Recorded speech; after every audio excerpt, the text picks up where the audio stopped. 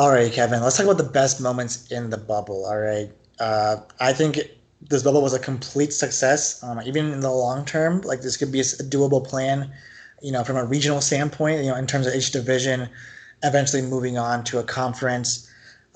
Even you can experiment with other things like a group play, in the future in terms of a playoffs, just something Yeah. to spice it up every time. But I think we can all agree the bubble was a complete success here. What was your favorite moment here at the bubble? I mean, it got overlooked very quickly, but I really do think that Suns team in the first 8 games was insane. I loved watching them. Devin Booker got my respect back. I always shit on him, but he really earned it back. This whole year he was playing well, but especially in the bubble, he was like, I am going to will this team to win every game. No, And exactly. it was just fun to watch. No, exactly. Pretty sure as our new Suns advocate here, Matt Murphy being the hype man for this very interesting Suns team that had DeAndre Jordan miss 15 games of the season for doping allegations.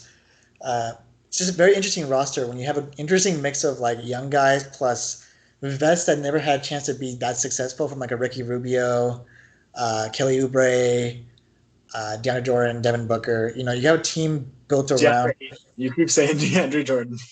Oh, DeAndre Ayton. Let's be real. I hope he's better than DeAndre Jordan. I'm sorry, but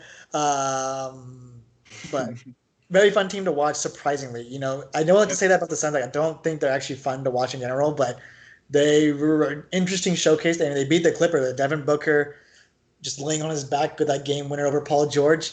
That was Exactly. some real baller shit there. I think mine has to go to my new love, the Denver Nuggets. Going back to back. Did they go back to back to back? No, just Yeah. back to back. Oh no, they went back to back, and then they were trying to do it against the Lakers back to back to back. Yeah, but they went basically four straight series to Game Seven. They beat that Clippers team down 3-1. Unbelievable how they played. And not even just for the Nuggets. Can we give props to Jamal Murray for the amount of consistency and just pure baller mentality he had? Definitely a tough time for him. Just with the Black Lives Matter movement definitely hitting him hard. And being in this bubble for almost 3 months. I can see it taking a toll. But that guy really killed it. From that Utah series, he and Mitchell just straight up back and forth. Dropping 40, No, 50 games. Then going to the next series with with the Clippers. They thought they could shut down just Jamal Murray, and they did shut down Jokic for a little bit, and then they realized, oh wait, he's way bigger than any of these, bigger than Montrezl. I think he's bigger than anyone here at this point. So, yeah, you know, for me, this Nuggets team really proved us wrong. Michael Porter Jr. really showed up. Jeremy Grant kind of came out of nowhere. It really helped them stay alive in the series. Sadly, they did lose to the Lakers, and you know this team has a lot of potential moving forward. I think almost guaranteed top three team next year. Like I can't see them not being that. I Um, I think they have a lot of talent. I think they've got to keep working at it. I think they've. I agree. I think they'll be a high seed. I would be surprised if we see this level of play again from them right away. You know, mhm. but I don't know. I hope they stay just as good. So That's fair. And I mean, obviously, as like the one and only Laker fan here, I'm just kidding. I kind of like the Lakers too. I like these old teams being good again, like being relevant yeah, again.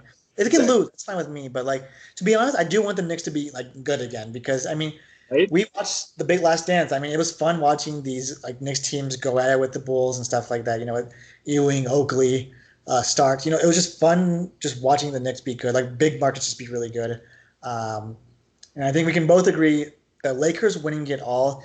And honestly, I know we don't want to say it, but the dismantling they did in that last game, it was murder. Okay, and it was awesome to see because I'd never seen such a team like on point. Like, okay, guys stealing it all right, let's get 4 people running on the sides. Boom, boom, boom, layup, dunk, LeBron alley, and we're good for life at that point.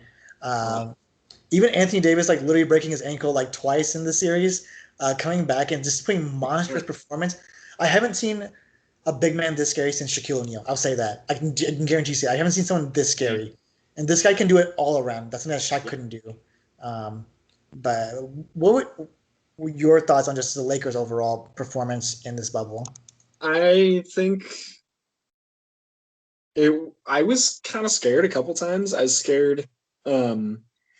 I mean, in the finals, just because Miami definitely had that potential to come back. They had the skill to do it, I think. And again, against the Nuggets, I was really scared because I really thought, okay, Nuggets might pull it out right here. Nuggets might actually take one just right under the fucking Lakers. Like I was happy to see the Lakers get there and succeed because I really do think they deserve it. They worked super hard. They maybe didn't have the best team on paper, but I think they had the best basketball team. And that sounds kind of dumb, but like I think with For sure. and AD and you got I love their team. Obviously as the hype man for the Lakers. But I was definitely not super confident they were going to make it. I was saying they were the whole time, but I was definitely not as confident those games. No, for sure. I genuinely think they had the optimal mix of people who've been through this shit, and then the youth that can like at least run with it. We have the vets. Obviously LeBron, AD. AD still a rook in terms of like playoff progression, but having someone like Rondo very essential because he and LeBron think very similarly, and they can be on the same page. I mean, the way Rondo passed to LeBron in a lot of cases, or to any of the other teammates, was unreal. Like it's OG Rondo shit. That's what I'm saying. It reminds me of that kind of stuff, which I enjoy a lot. Um, Honestly, from that Celtics team, Rajon Rondo was my favorite player. Just the way he played was actually revolutionary. The way he played as a point guard was like true orthodox of how a point guard should play. And we actually got to see it again, kind of come back.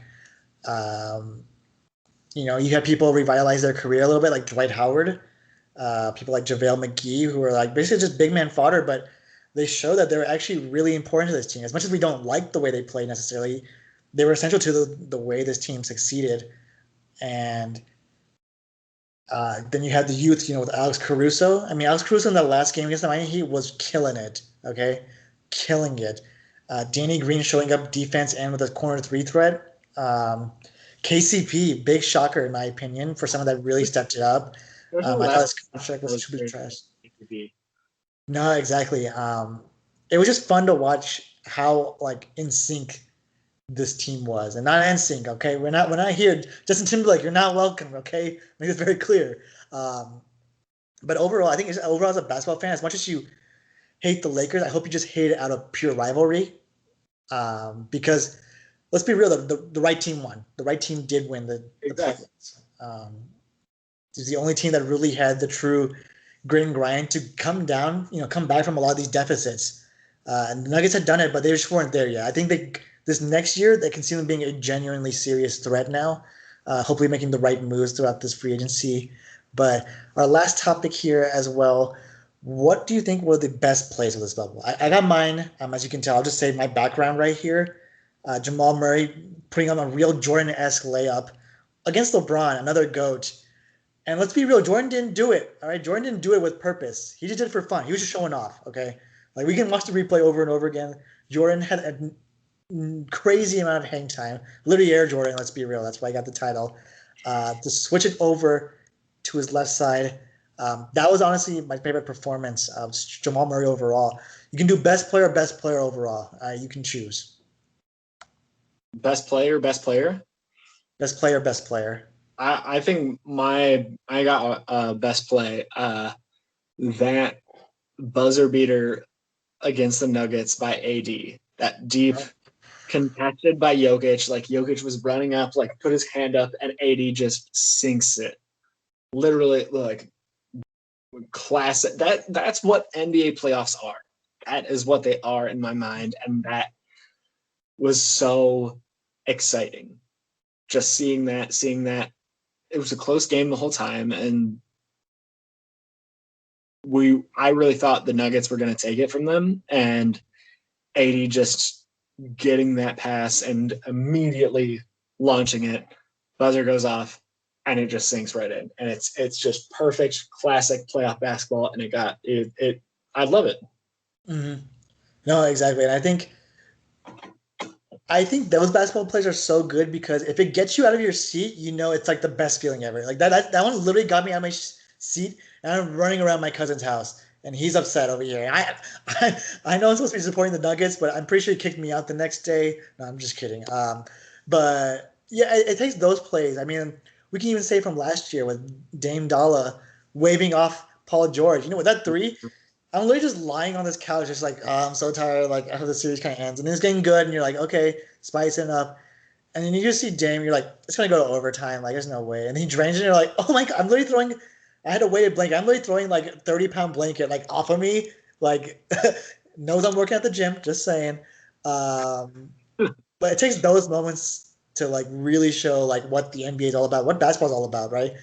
Uh, I know we didn't get to really see it this year just with COVID happening, but watching these highlights from high school games, people just launching like across full court, making a buzzer beater, like, and the crowd just storming the court. Like, that's just a great feeling to have. Um, I think along those lines with buzzer beaters, the OG Anunoby one against the Boston Celtics, where Kyle Lowry throws a magnificent pass over Taco Fall, okay, all the way to the other side of the court, corner shot, drains it, game winner, GG, no re at that point. Just a great play overall. Yeah. Overall bubble thoughts. We'll get the last thoughts here. What do you think about the bubble overall? It exceeded every single one of my expectations. I think we all had a lot of concerns like, oh, is this going to be like the actual quality of basketball we want to see? Is it going to be affected without fans? Is blah, blah, blah.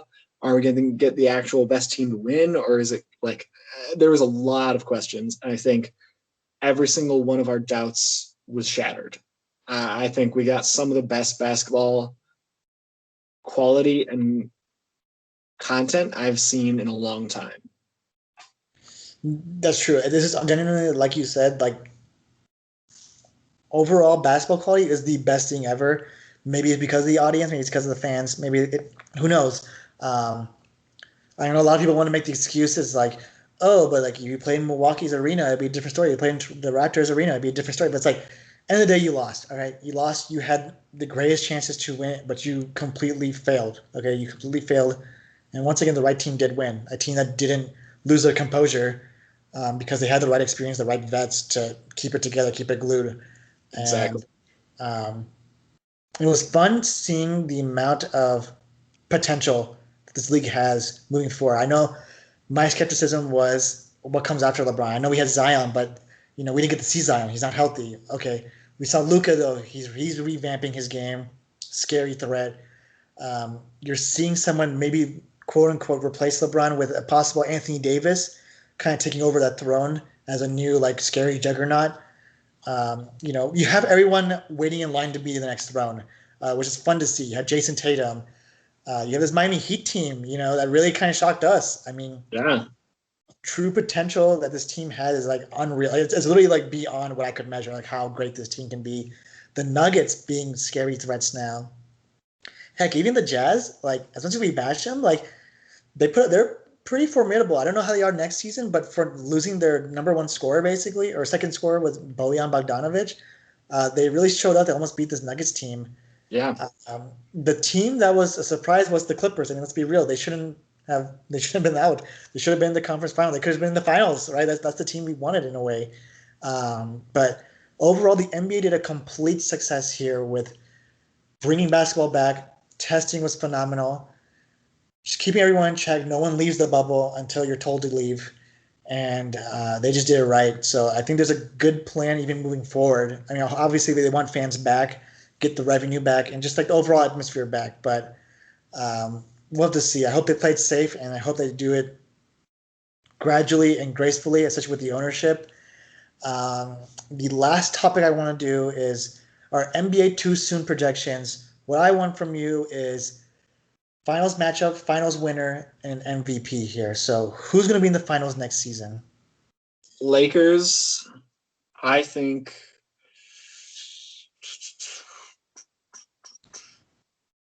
And then I want to say Bucks. I want to say Bucks actually step up next year. That's boring for me to say Lakers Bucks match up again, but I think Bucks are scary. Giannis is going to get better. Mm-hmm. And I think they can look at a lot of their mistakes and fix them, especially if they get a piece in free agency, maybe. Yeah. Kind of meshes with what they want. I think that would be perfect. I don't know. Yeah, I think final answer Lakers Bucks. Who wins the title then? Lakers run it back. They got LeBron and AD. They're running it back. Right back. Okay, I see you. My finals matchup. It's hard to doubt this Lakers team because I think they're going to make even bigger changes, right? I know we heard the rumors with Derrick Rose, maybe even potential. I know everyone says he's glass knees, but the way he's been playing, after that, he won't play a full season. I think we all agree that he won't play a full season, but you don't need to. That's what we realized. You don't need to play the full season as long as you put in the stats that the team needs at that point, right? You need him to be the third star, maybe even fourth star at that point. Lakers easy, I think easy pick. For me, I think Boston is in a kind of in a win now situation, just in terms of you got to start paying all these guys now. Jason Tatum's gonna have to get his max money. You're gonna have to dump one of these guys to go get a real big man. Maybe it's a Miles Turner, maybe it's a Clint Capella, but I think just because the East is relatively weak in terms of who can actually be a formidable threat like continuously, which like we see the Bucks be the number one seed every time, at least the past 2 years, and it doesn't show, right? It doesn't really show that they can be. They're a true regular season team, but not a playoff team, in my opinion.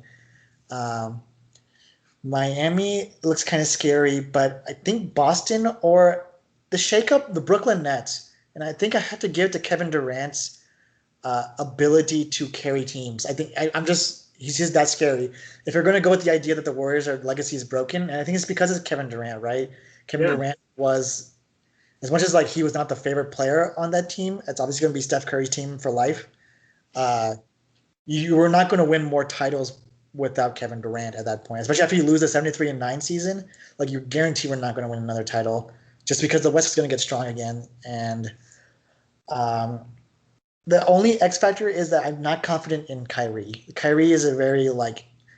He's both an X factor and a double-edged sword at the same time, where he can definitely screw up this team. But I think a more guaranteed pick would be the Boston Celtics for me. And I think along the lines with what you have, I think the matchup would be more equal if they get a big man. But I think the Lakers, just Anthony Davis' dominance was genuinely terrifying because you can't guard him. You literally couldn't guard him. Even if Bam was healthy, I don't think he could have guarded him. Just because he's so versatile in his game, he's able to run for a fast break, which is scary, and he can hit the deep shot reliably. Get him in the post. He's got the Dirk fade. Okay, he has the Dirk fade away at that post, and that's true. Terrifying to have. Last thought is MVP for next season. That's a good quote. I think AD takes it. I think AD takes it. I think he steps it up a little bit. He learns from LeBron, and I think we're going to see the passing of the torch with every coming year with LeBron to AD. Might not be the next year, might not be the next 2 years, whatever, but I think very soon we're going to start to see that transition. Yeah, no, that's true, and I think it's hard. It's like it's easy to pick, right? It's got to be a Laker player, just because the other guys are just not there yet. As much as we want to praise Luka, he's just not there yet. He needs more of a supportive team that can actually get him to a higher level. And it's his first playoff year. I'm not bashing him. I make that very clear. I do not bash Luka. Luka is the face of this league. He will be the face of this league in these next. After LeBron's 20th year, it will be Luka's league for sure. But I think there's several years where LeBron got cheated of a MVP. I'm not saying this last one. Last one, I'll give it to Giannis. Okay, if it's in terms of the stats, it still goes to Giannis. But there was at least two other times where LeBron should have got the MVP. He got snubbed, and I think LeBron's going to have to take it. If Anthony Davis gets injured, LeBron's going to take it easily. I just don't see LeBron stopping. The guy's nonstop hard worker. The man's still at the gym, still working at it after winning the title, and the man is going to have the ghost chasing him instead of him chasing a ghost. All right, Jordan, watch your back, homie. That's all I gotta say. That's all I gotta say. Kevin, end our podcast here. Thank you for listening. Follow us on Instagram, Facebook, wherever, at the Deep 3 Pod.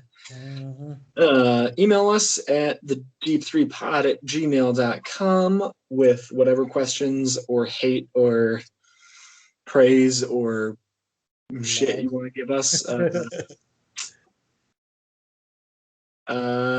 Listen to us on Spotify and Anchor and Apple Podcasts or wherever you get your podcasts. We're out there. Yeah, thanks for listening. It's been an insane year. I think we've been doing this for just over a year, and so yeah, thanks. It's been real. Wait, man, we don't kill us off now, okay? Hey, we'll be back, ladies and gentlemen. Do not worry. 2 weeks, I promise you. 2 weeks. Wait, no. Kevin may not be back, okay? Well, let's just be clear. Kevin does not want to re-sign with the Deep 3 podcast. So he's made that very clear to us. What? No. The squad will be back. We will be reunited with Postmaster Murphy, Matty Ice. He will return. Do not worry. And we plan to bring on more guests. That's one of our big things. We want to bring on more guests. It may not be famous people, but there'll be other people who have different thoughts than us, or at least opinionated thoughts that can at least make us super heated that we want to beat them up virtually, maybe in person. We can't promise you that. If they don't come out the next episode, then hey, you know why. But almost to 700 on Anchor. Last thing is go vote. All right, 2 more weeks here for elections. All right, I sent my ballot. Kevin, you sent your ballot yet? Yep. Okay, we good. All right, we good here. I'm pretty sure Matt's already sent his, but 2 weeks left, ladies and gentlemen. Go vote, especially your local ones. All right, those are going to be the big changes in your life. All right, but with that, we love all y'all, and peace out.